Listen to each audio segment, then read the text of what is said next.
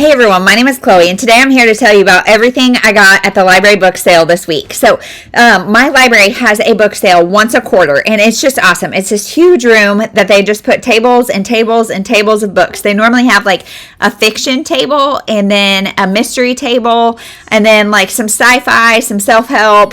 They've got like a middle grade. They've got children's books. They've got a teen. It's just great. And so normally I try to get some sort of childcare lined up so I don't have to take my kids, because it is cutthroat. Like, there are people waiting around the block because everything is 50 cents, and I don't know why it is such a thing, but it is definitely a thing, and people come in ready to go. And so this time I had my in-laws come watch my kids, which was so great, and I went in, and I was a few minutes late, so I kind of missed that first wave, but I still got 32 middle grade books and 18 adult books. So we're going to talk about them. And yes, some of these, like my husband asked me, how'd the book sale go?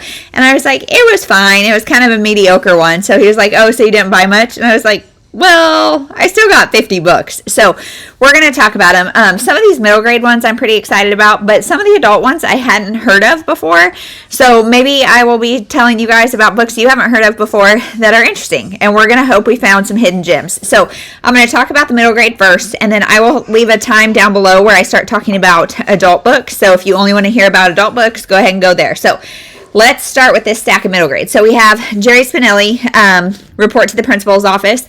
I will always grab Jerry Spinelli because I really like his books. So I don't know about this one, but I grabbed it anyway. Then we have A Book in the Boxcar Children, because my daughter really likes this series. This is number 58, The Mystery at the Alamo. I never read this series as a kid. We read the first maybe 8 together, and she likes to continue on, so there we go. Then we have Charlie and the Great Glass Elevator. I have never read this. I've read Charlie and the Chocolate Factory, but never this, so I grabbed it. Then we have My Weird School, Miss Daisy is Crazy, and my daughter's really been getting into these. I have not read any of these, but Dan Gutman writes like just funny books, so these are kind of small, probably earlier middle grade, but yeah, good books. Then we've got Stage Fright by Ann M. Martin, just because I am a Babysitter's Club fan girl and read all of them. We've read like the first 30 of the Little Sisters book, and my daughter is continuing on, so I love to see what else she wrote. So there's this. Then we have The 100 Dresses. This one is one that we read and really liked, and I know a lot of curriculums use this, and so I wanted to have a copy. So 50 cents, there we go. Then we have Ramona and Her Mother. So I'm off, like, I'm not sure. I loved Ramona as a kid. I have not read her as an adult, but I heard she's like really obnoxious. And so I'm still trying to collect the series. I don't know if we'll read her or not. I think it's definitely good conversation starters. So we got this one that we did not have. Then my 4-year-old loves these rainbow magic books, and so this is the Pet Fairies, which we don't have any of. This is Katie the Kitten Fairy, so it sounds really cute. There's 1,000 like offshoots of this rainbow magic. There's the pet fairies, the holiday fairies, the music fairies. There's everything. The rainbow fairies. Then we've got Babysitter's Club Little Sisters number 108. This is just one we didn't have, so there we go. Then the Babysitter's Club Mystery number 34. I don't love these new covers, or newer covers, but we didn't have this one. So I'm assuming once my daughter finishes Little Sisters, she'll be about the age that she can start like the regular Babysitter's Club. So I have a huge collection because I have an older sister who started it, and then I binge read them and have collected them forever. So we've got quite the set. Then we have number 9 in the Pet Finders Club, and I think we might have a couple of these. I'm not really sure, but this is Runaway Rascal. My daughters and I really love animals, and so these are fun books, and they're usually pretty wholesome. Then we have The Mouse and the Motorcycle, which we have books later in the series, again, from library book sales, but we don't have this original one, so now we do. Then The Remarkable Journey of Coyote Sunrise. I feel like this has lately kind of made a resurgence because of the new one, I guess. I don't know. I haven't read it. I've heard this first one is great, so I picked up a copy for 50 cents. Then we have Earth Day from the Black Lagoon. We have some of the Black Lagoon books, and Earth Day, like I love doing seasonal holiday reads and stuff, so there's this. Then we have 3 in the American Girl series. So we have Meet Samantha, And then Meet Molly and Molly Learns a Lesson. So I know a lot of people use these for like history curriculums. So I'm kind of collecting them as I find them. And yeah, this is book 1 and 2 in the Molly series. So I'm not exactly sure how it works, but we'll figure it out. Then we have Millie Cooper, Take a Chance by Charlotte Herman. So I know this is a series about Millie Cooper, but it says everything important seems to happen in February. There are 2 presidents' birthday to celebrate, Valentine's to look forward to, and if she's lucky enough, maybe a bike to win. If only Millie wasn't so shy. But this February, she's going to start taking a few chances. So one of my daughters shows some signs of potentially being shy, and so I was kind of a shy kid at times at different stages, and so I just love being able to give my girls books that they can see themselves in. So I bought this, and hopefully it's good. And if it is, we have the rest of the series to look forward to, even though that's somewhere in the middle. But then we just have 50 fabulous facts about the 50 fabulous facts about the 50 states. I'm going to put this like on our reference shelf. Each state has a couple pages. So this is the Kansas information. There's not a ton about it, but yeah, main products, all that kind of stuff. So just put it on our reference shelf. I'm sure we'll use it at some point. Then we have the Rugrats movie, the novelization. I loved this movie as a kid. I'm sure it's awful as an adult, but if we're going to watch something like this, we're going to read the book first. And so, yeah. And then like this one, Where Did Mama's Lap Go? We've been talking, for our second one, we had the book God Gave Us Two as like our announcement. And there's that and a couple other books talking about like your lap disappearing. So there's that. Then we've got, let's see, Kate's book. I don't really know anything about this. Kate Alexander does not want to go to Oregon. Who in Ohio in 1943 has ever heard of Oregon? So, yeah, a historical fiction. That sounds really nice. Then we've got Help, I'm Trapped in My Teacher's Body by Todd Strasser. This is another series I read a lot of as a kid, so we have a lot of these, but not this one. Then, let's see, Caddy Woodlawn. This is one that I checked out from the library and we didn't get to it, but it's about the Wisconsin frontier in the 1860s, and I've heard really great things. It's a Newbery winner, I think. So there's that. Then we have, let's see, Steal Away Home by Lois Ruby, a historical fiction about, let's see, 12-year-old. She finds a hidden room, and it is a station. Her house was a station for the Underground Railroad. So again, historical fiction. We are so bookish in this house that anything that can help us learn about historical events through book form is a win. Then we've got Animal Inn, Adopt a Pet. So again, we like animals, so I'm trying to find a series about this. This is about the Humane Society burns down, and so the animals are homeless, and we're trying to find a home for them. Then, let's see, let me just grab this stack. We've got Princess Ponies, A Unicorn Adventure by Chloe Ryder. So author's got a great name. I think my middle daughter's going to love this. Then Sideways, Arithmetic from Wayside School. So Wayside School is a series. I think we have the whole thing. And this is different like math problems or like things to try, brain benders, things to try to figure out based on the Wayside School series. And so this sounds really fun. There was a second one and I didn't grab it because I'm not sure, like, I don't know if we'll love this or not. But now I kind of regret not grabbing the second one just in case. Then we have Mouse Magic by Ben M. Baglio. He's the same who wrote the Animal Pet Rescue or whatever series that I just talked about. This is the Animal Ark Pets. So, you know, this is also in that series. Kitten Crowd. These kittens need a home. Cute, cute.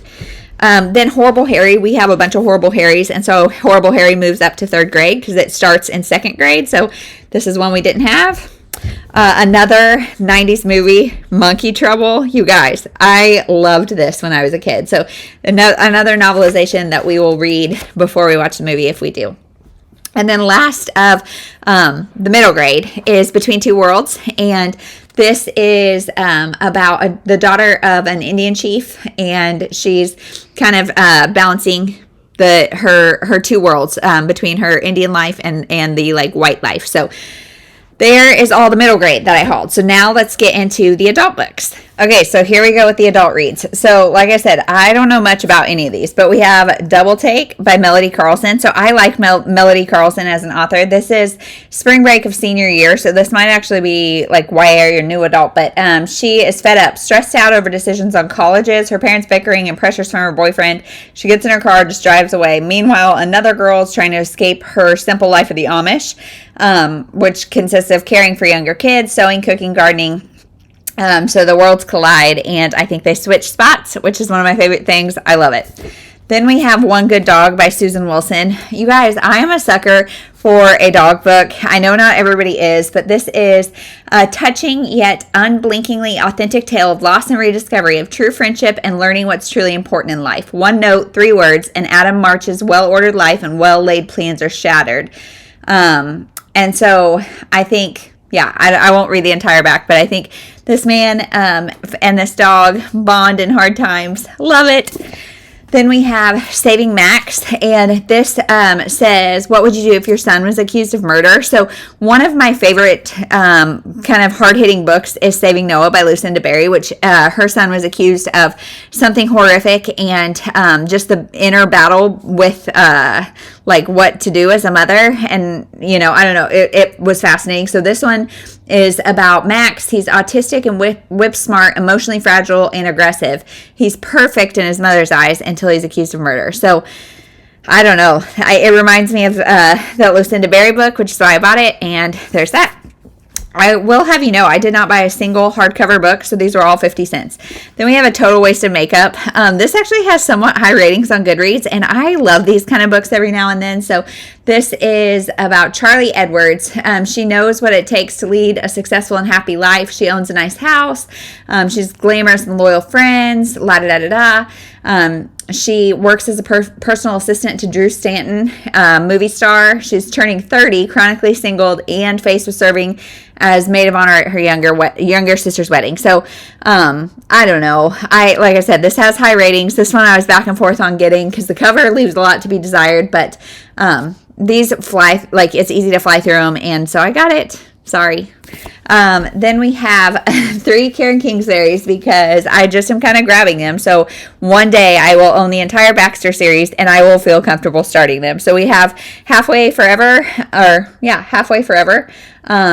So this is book 3 and Forever Faithful, which I don't even know. Is that part of the Baxter series? I don't know. I love Karen Kingsbury though. She writes Christian fiction and in a way that's like not overly preachy usually, and I really like them.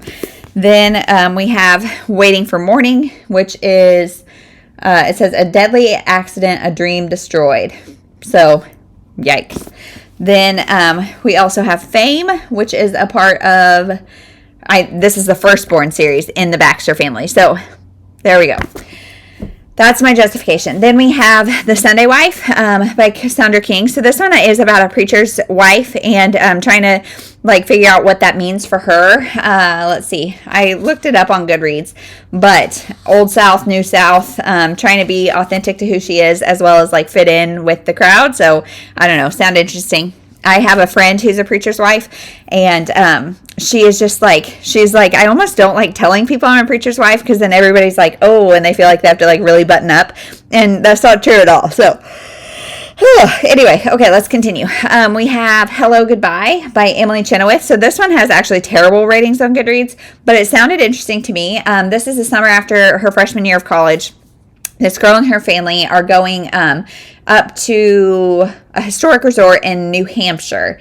And so I think it's just like the family dynamics because, let's see, there's a lot of secrets and stuff, and Helen is sick. The mom is sick.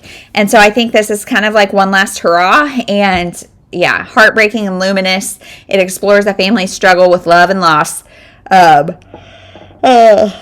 Goodness gracious, as a summer vacation becomes an occasion for an awakening. So it has terrible ratings, like I said, but I looked through a lot of the reviews, and there were things that I personally don't mind, and so I'm going to see. Maybe I should do a reading the lowest rated books on my shelf. I've done that once before, and it was really good for like clearing books off, so maybe I need to do that again. Let me know if you're interested in that. Then we have Fishbowl by Sarah Milanowski. So I have read one other book with her that I buddy read with Morgan from Nothing Better Than a Book, and it was cute. And this one is a part of this Red Dress Inc. series, which was a series from Harlequin, I think, that was like a women's fiction series, or like line, that only lasted a couple years, and I've really liked everything that I read from it. So I bought this. This is about a bunch of college kids, I think, and they are trying to move into an apartment, and an accidental fire leads to one big repair bill, and so they amazingly they agree on a plan, shamelessly exploit their combined expertise on the male species for hard cash tactics, sell tickets to their swanky soirees, and how to pick up women seminars. But their grand scheme, they're living in a fishbowl because they're trying to, I think, sell seminar tickets to how to woo a woman.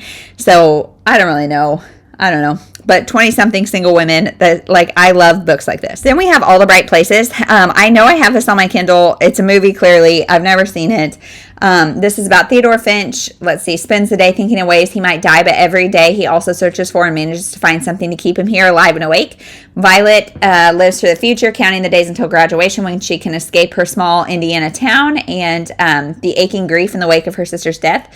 So Finch and Violet meet on the ledge of a bell tower at school, and it's unclear who saves whom. Soon it's only with Violet that Finch can be himself, and it's only with Finch that Violet learns to start living. So I don't know, their relationship. It says You're Next, The Fault in Our Stars, and so I'm guessing this is going to be kind of a like YA or young adult or new adult, whatever, book that is overly emotional, but short chapters sounds good. Then we have Needles and Pearls by Jill McNeil. This is the second to the Beach Street Knitting and Yarn Club, and I bought the first one at the last library book sale. So then I bought this. This is about a bunch of women and their knitting club. So there we go. Then we have Dorothea Benton Frank. She writes good summertime books. This is The Last Original Wife. So it's about a bunch of men, I think, who her husband's social set, they all, I guess, like leave their wives for younger people, and she's the last one left. I don't know. There were two Dorothea Benton Franks, and the other one was actually rated higher than this on Goodreads. However, the other one sounded a little too steamy. This one sounds more women's fiction, so we'll see. Then we have The Match Girl by Lynette Reese. This has really high ratings. So yes, I look them all up on Goodreads. I don't know why, because sometimes Goodreads I do not align. But this is about conditions of the match factory she works at are dire. The girls get treated badly by management, and there's a severe risk to their health. But then journalist Annie Besant begins asking questions. Will Lottie and the other girls welcome her help, even if it could cost them their jobs? This is based on a true story. It kind of reminds me of Radiant Girls, or whatever it's called. So I am excited to try it. Then we have Hoping for Hope by Lucy Clare. Emotionally convincing. What do you do if your marriage is falling apart, your children are grown, and you're pregnant? Interesting. I love pregnancy stories, especially right now as I am pregnant. So maybe I need to prioritize this quickly, but it's a mass market paperback with really tiny font. So hopefully, maybe there's an audio. I don't know. But I think it's going to be a good story. Okay, and then last is a trilogy. And I'm not sure what the order is, but I think it's like A Life Without Flowers, A Life Without Water, and A Life Without Regrets. I don't know. They should have numbers on them. I wish. By Marcy Bolden. But this series, let's see. Which one is first? It's about, let's see. It's about, I don't know. I don't want to read them, actually. But it's about a woman who has like grown children. She's getting divorced. I think they lose a child. I don't really know. It's hard hitting women's fiction. It's what I love. If you've read this series, let me know. Like I said, I don't want to read the backs because I think they play right after each other. So I don't want to know. But there's that. So that is everything that I got from the library book sale. I'm excited about a lot of these, but none of them that I feel like I need to stop what I'm doing and read everything now. So if there is one in this stack of either middle grade or adult that I need to like stop everything I'm doing and read it, let me know. Also, I'm not sure what I'm going to do for my September TBR because Decca TBR-a-thon has been going on in August, which means my patrons have controlled my TBR, and I'm so ready just to like mood read, which is interesting because this like Decca TBR is kind kind of mood reading, but like to be able to pick my reads at a whim. So let me know. Yeah, let me know if any of these should be on my September TBR, because I am kind of aimless in making that. There's a couple readathons and stuff, but that's not what this video is about. But let me know if I should put any of them on the ASAP pile, and that's it. Thank you so much for watching. We'll see you in the next one.